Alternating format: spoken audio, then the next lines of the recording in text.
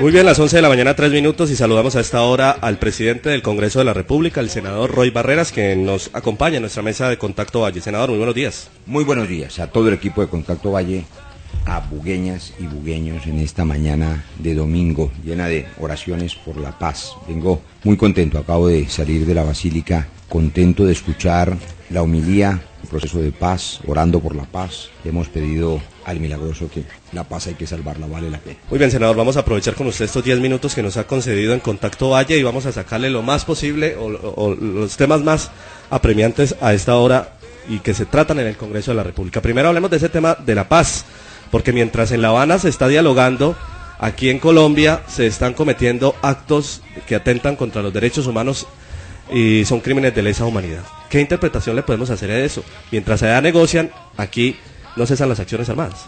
Así es, y así debe ser. El gobierno colombiano en buena hora decidió que no habría cese de operaciones militares. ¿Qué tal que las hubiera? Eso es lo que querían algunos, el Caguán y la zona de despeje, de distensión. Nada de eso les hemos otorgado. Los diálogos son afuera del país, sin ninguna ventaja, limitados en el tiempo, acotados en la agenda, sin despegues, sin despejes, sin canjes, sin distensiones y sin cese de operaciones militares. Claro, vemos lo que hemos visto en estos 50 años. Hay actos de guerra, hay actos violentos. Para acabar con esos actos de la guerra y esa barbarie que es la que hay que rechazar, pues hay que hacer la paz. Y yo le comparto a los compatriotas aquí en Buga, en mi tierra, en el Valle del Cauca, una reflexión simple y amorosa que me hacía un compatriota boyacense en estos días, un campesino sabio. Me decía: senador Barreras, pues si ustedes fracasan en eso de la paz, pues seguimos igual, echando bala como hace 50 años. Pero si ustedes tienen éxito en la paz, Colombia va a estar mejor. Entonces, ¿por qué no intentarlo? Entre seguir igual y estar mejor, vale la pena intentarlo sin ingenuidades, sin aflojar en materia militar y sin utilizar la paz como un discurso y la guerra como un discurso, apostándole al fracaso del gobierno de Santos. La paz nos interesa a todos, no es patriótico apostarle al fracaso del proceso para ganar unas elecciones. Senador, ¿cuáles son las estrategias que tiene planteadas sobre este proceso de paz el gobierno y por qué Timochenko le pide a Santos salvar el proceso? Yo dije ayer en un mensaje de Twitter que se necesitan más hechos de paz y menos palabras y metáforas, de lado y lado. Lo que se necesita por parte de las FARC es que se sienten y firmen el acuerdo. Eso es todo lo que hay que hacer. Y lo que se necesita de parte del Estado es darle garantías para que se puedan desmovilizar y hacer políticas sin armas. El Congreso de Colombia ha demostrado su voluntad de paz. Hicimos el marco para la paz, pero no aprobaremos las leyes estatutarias que dan garantías jurídicas ni políticas hasta que no liberen el último secuestrado. El Congreso escribió en piedra, porque está en la Constitución, que grupos ilegales que tengan secuestrados en su poder no recibirán ningún beneficio. Esos son los hechos de paz que reclamamos los colombianos, que liberen a todos los secuestrados, que suspendan el uso de minas antipersona, que dejen de reclutar menores, que firmen el acuerdo de paz. Colombia quiere la paz y los puede acoger y recoger para que empecemos a reparar las víctimas, que le ofrezcan toda la verdad a las víctimas, que el Estado ayude en esa reparación y que Colombia tenga un amanecer en paz. No lo merecemos después de 50 años de guerra. Senador, pero en una entrevista con Revista Semana, Iván Márquez decía que el Congreso no tenía autoridad ni moral ni ética para definir temas de paz. Entonces, ¿cómo pueden pretender llegar a temas de paz, sentarse en una mesa cuando él dice que el Congreso, en el marco jurídico, no tiene forma de pronto de atacar lo de la paz? Una de las características de este proceso es que es reservado, discreto. Muchas de las cosas son secretas para no entorpecerlas. Déjeme decirle a ese comentario solamente que el proceso de paz avanza mejor de lo que parece, que el Congreso está trabajando intensamente para lograr la paz, que las comisiones de paz del Congreso hicieron el semestre pasado 9 mesas regionales de paz, escuchamos la voz de colombianos y colombianas y 3.000 propuestas fueron enviadas a La Habana y recibidas por ellos y agradecidas por las FARC públicamente, por el propio Iván Márquez, que entendió que la tarea del Congreso es abrirle caminos a la paz. Es natural que una organización guerrillera que desconoce el Estado desconozca todas las instancias del Estado. El Congreso de Colombia representa a 14 millones de compatriotas. Hoy, como presidente del Congreso de la República, sé que tengo la responsabilidad de representar esos 14 millones de colombianos, No hay ninguna institución más legítima democráticamente. El Congreso representa a todos, inclusive el presidente representa a las mayorías, a los que ganamos las elecciones, al partido de la U. Pero es el Congreso el que representa a todos, a los verdes, a los amarillos, a los indígenas, a los afros, a la oposición, a los rojos, a los azules, a todo el mundo. Y ese es el templo de la democracia. Dentro de todos los temas que se podrían hablar aquí con usted, senador, pues tenemos uno muy importante y es, además del tema del proyecto de paz y todo lo que se encierra alrededor de eso, pues están otros dos proyectos muy importantes para el país, que son la reforma pensional y el tema de la salud. ¿Qué podría decirnos acerca de esto? ¿Qué avances hay y qué tranquilidad podría brindársele a todos los oyentes en temas como estos? Gracias, Ana María, por la pregunta, porque le hemos dicho al gobierno que la prioridad del Congreso es la reforma a la salud y la reforma penitenciaria, que el gobierno tiene que comprometerse con esas reformas. Nosotros mismos radicamos desde el 20 de julio una reforma estructural a la salud. El actual sistema de salud, deformado desde el principio, tiene una deformación congénita, genera unas cadenas de corrupción perversas en el flujo de los recursos que hacen que la plata nunca llegue a tiempo a la EPS y la EPS nunca le pague al hospital y el hospital no pague los sueldos y no lleguen los medicamentos a los pacientes que son los que sufren. Los que mueren en los hospitales son los pobres. Los que están hoy hacinados en las cárceles, durmiendo en los pasillos, y me refiero no solo a los condenados. Se sabe que de 114.000 colombianos presos, hay 40.000 que no están condenados, porque la justicia no funciona, porque no tienen fiscal suficiente, porque se les dilató el proceso, porque el paro judicial, por 1000 razones. En las celdas, que son para 4 personas, meten 6, y los demás en el pasillo. Ellos los llaman dormir en la carretera. Visité las cárceles de Colombia. Los vi durmiendo en la intemperie. Eso es inhumano. Se necesita una reforma penitenciaria pensando en los pobres que son los que están hacinados, en los pobres que son los que mueren en los hospitales. Los culpables no pueden salir de la cárcel, y hago esa advertencia.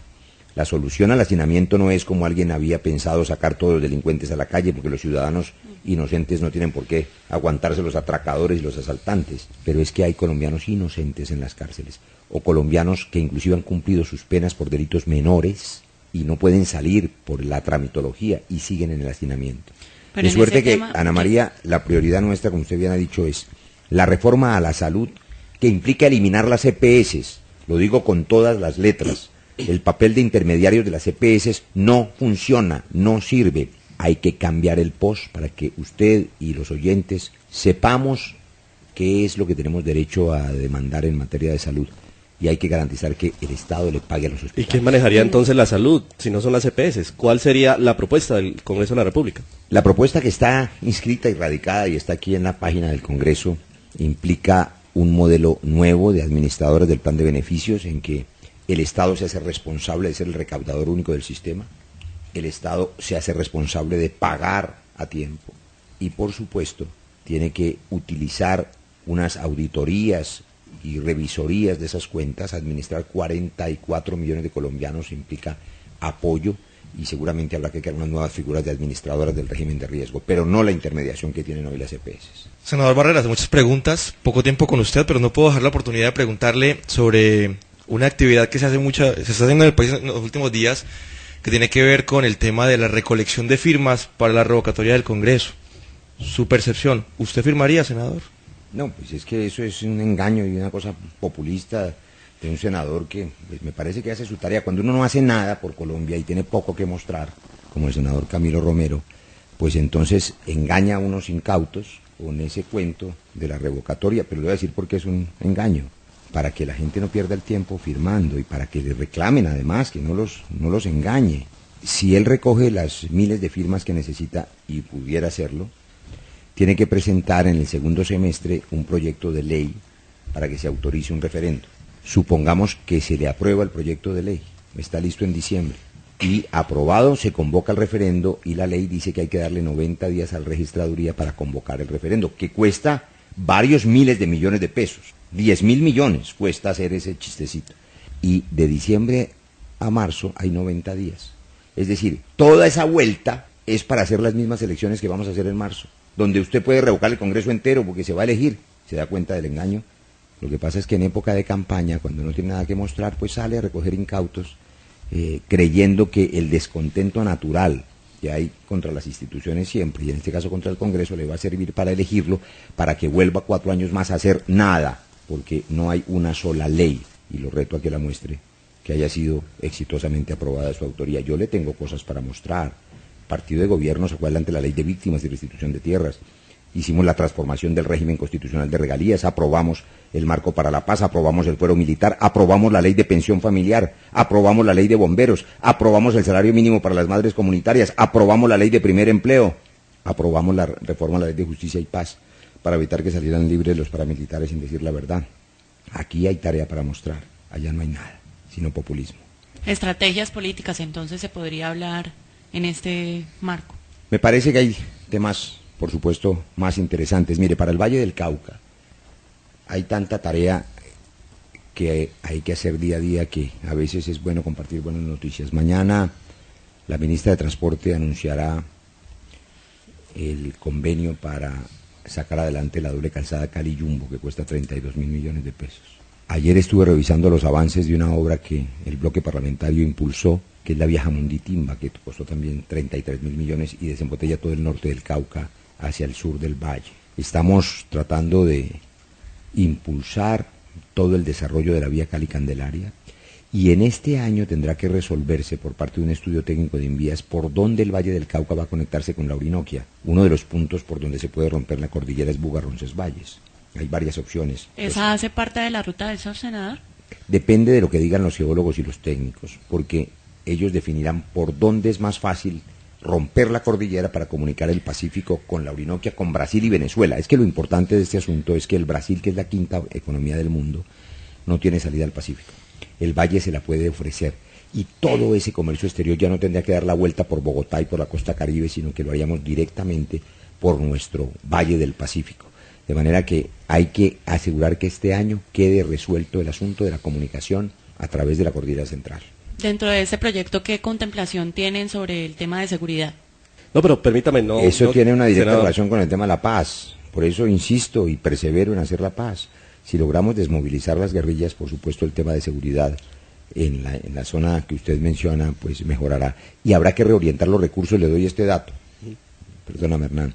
25 millones de millones gastamos cada año en balas, en helicópteros artillados, en armamento sofisticado. Por eso hay muchos que prefieren la guerra, porque la guerra es un negocio. Si podemos reorientar esos recursos hacia la lucha contra la delincuencia común, contra las bandas criminales, contra la prevención del delito y el microtráfico en las calles, con la educación y la prevención de los jóvenes, esa plática rinde más. Estaba mencionando usted el tema de las vías, pero no mencionó el tema de la vía Buga-Buenaventura. ¿Qué ha pasado? ¿Cuándo la terminan? Le hemos pedido a la ministra de Transporte, que es una buena ministra, que está trabajando muy bien. Hay otros muy malitos y muy aburridores, pero esta es una ministra que tiene la camiseta puesta. Que recorra en bus, no en helicóptero ni en avión, en bus la vía Cali-Buenaventura, Buga-Buenaventura. Lo hará mañana, para que se dé cuenta de cómo estos concesionarios tramposos no están cumpliendo con su deber. Y los llamo de esa manera porque han tenido los recursos y porque se han demorado más de la cuenta y porque no avanzan en algunos de esos tramos. Y el Valle necesita que esa doble calzada esté terminada. Ya están los recursos, no hay razones para que no terminen su obra. Pero ahí hay un punto en particular que habría que contemplar, y es el tema de la minería ilegal, que ha tenido efectos sobre la carretera y efectos obviamente sobre el proyecto. Entonces se podría pensar que hay un retraso posiblemente acerca de este tema. Usted toca un tema muy importante. En estos días veíamos unas imágenes de la bancada de la vía que ya se está construyendo nueva, perforada como un queso gruyère por cuenta de la minería ilegal que hace que se caiga la banca. Tuvimos al ministro de Minas por invitación nuestra hace una semana en el bloque parlamentario vallecaucano, exponiéndole exactamente eso, Ana María, el riesgo de la minería ilegal en Colombia y la diferencia que hay entre la minería criminal, que es la minería de delincuentes, de grupos armados que están robándose la riqueza de Colombia, y la minería no legalizada, que es minería informal, el pequeño minero que toda su vida ha trabajado en eso y que nunca lo han formalizado. A estos hay que formalizarlos y darles apoyo y seguridad social, y a los otros hay que combatirlos. Y esa es una tarea que está pendiente. Mire otra tarea legislativa, el Código Minero. Está trancado el Código Minero, lo mismo el Código Ambiental, por cuenta de las consultas previas. Hay una serie de peajes y una serie de intermediarios que, abusando del noble propósito de la Constitución de consultar a las minorías, están atravesándose en el desarrollo. Y eso hay que denunciarlo y hay que corregirlo, porque necesitamos un código minero y un código ambiental. Senador Roy Barreras, sabemos que tiene retraso con el tiempo. Voy con la última pregunta y la respuesta es sí o no. ¿Tiene usted aspiración presidencial al país? No. Es todo. Otro senador, en el tema del SENA, no quería dejarlo pasar por alto ese tema. Usted dice que no ha pedido la dirección del SENA. ¿Eso qué ha pasado allí? ¿Cuál es el dilema con eso? Muy simple. En Colombia el 25% de la matrícula es técnica y tecnológica y el 75% es universitaria. Quiere decir que nuestros muchachos todos quieren ser doctores y después no encuentran empleo. En los países modernos, en los países de la OCDE, la organización a la que Colombia espera ingresar, es al revés, el 75% van a la formación técnica y tecnológica para articularse con la industria y con el empresariado y para encontrar trabajos y impulsar la competitividad de esos países. Colombia necesita fortalecer el SENA y necesita invertir la matrícula para que haya más técnicos y más tecnólogos y para que el SENA tenga más categoría universitaria. Los instructores del SENA lo hacen la mayoría muy bien, pero necesitan mucho más apoyo. Los currículos del SENA y los programas del SENA, por ejemplo, no requieren la certificación que requieren las universidades y deberían calificarse de esa manera. Toda esa tarea la tiene que hacer alguien que sea un experto en educación para el trabajo. Y simplemente toda la polémica se genera porque a mí me preguntan que si la doctora Gina Parodi, que aparentemente es la candidata a esa posición, representa al partido de la U. Yo digo que no, no porque no queramos, ella es una muy buena persona, sino porque ella renunció hace más de 2 años al partido. Y no importa cómo se llame la persona, sino que sea un experto en educación para el trabajo. De suerte que nosotros no estamos pidiendo para el partido de la U la dirección del SENA, lo que estamos pidiendo es un experto en educación para el trabajo que dirija esa institución tan importante para los jóvenes en Colombia. ¿Va por la reelección del presidente Santos? Sin ninguna duda. Las políticas públicas del gobierno Santos, que son buenas, empezando por la paz, por la generación de empleo, hemos generado 2.400.000 puestos de trabajo nuevos, pero todavía falta mucho. Hay 2 millones de pobres menos, pero todavía hay 6 millones. Estas políticas públicas necesitan largo aliento. Y yo estoy pidiéndole hace rato, como miembro del partido de gobierno, al presidente Santos que continúe en la tarea. ¿Nos dicen que se puede más tiempo? No.